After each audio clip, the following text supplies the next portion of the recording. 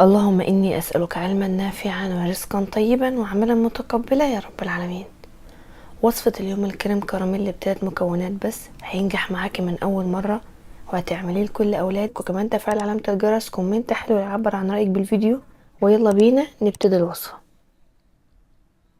هنحتاج معانا بيض، وهنحتاج سكر، هنحتاج فانيليا ممكن تستخدميها سائلة أو ممكن تستخدميها بودر، هنحتاج حليب، وهنحتاج سكر تاني للكراميل.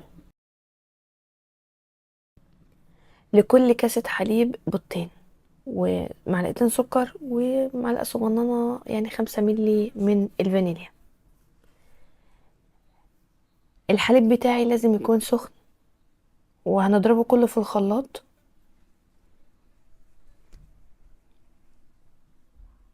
والسكر هنا حسب رغبتك. الفانيليا دي كمية الفانيليا تحديدا 5 ملي لكل كاسة.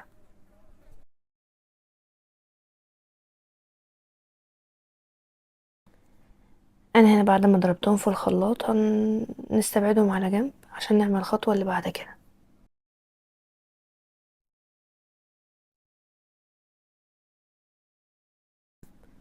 في مقلاية على النار هنبتدي ان احنا نكرمل السكر. ممكن تتكرملي كده لوحده هيتكرمل معاكي، او تضيفي معلقة مية زي ما انا هضيف الوقت.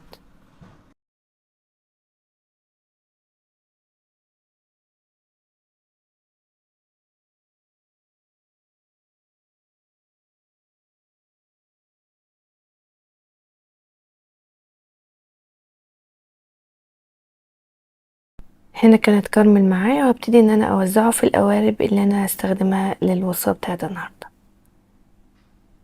دي كاسات كريم كراميل موجوده ومتاحه في الاسواق.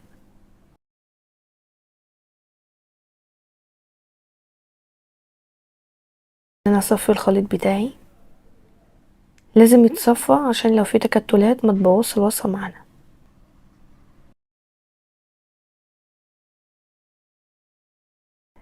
انا هنا غطيت الكاسات، وهنا هضيف بمقدار سنتي واحد في الصينيه بتاعتي اللي هتدخل الفرن، سنتي واحد ميه مغليه، لازم تكون ميه مغليه.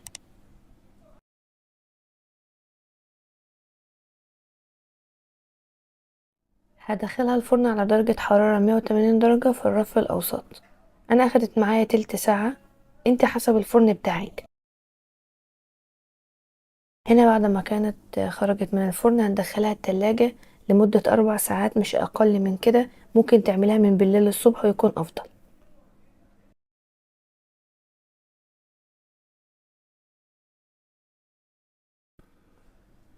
ودي طبعا النتيجة بعد مرور الوقت في التلاجة، نتيجة ناجحة 100%.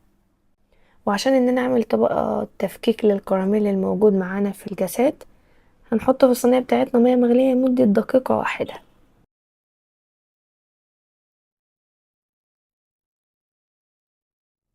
ممكن ان انتي تطرفي بطرف سكينة الكاسات بتاعتك عشان تعملي فصل للكراميل والكاسة، او ممكن بطرف الايد.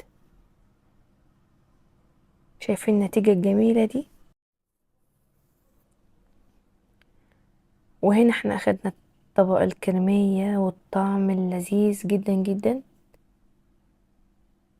وخلصنا وصفة النهاردة. لو وصلت معايا لنهاية الفيديو شكرا جزيلا لك، ولو لك طلب معين اكتبي لي ده في الكومنتات. ودمتم في حفظ الرحمن، والسلام عليكم ورحمة الله وبركاته.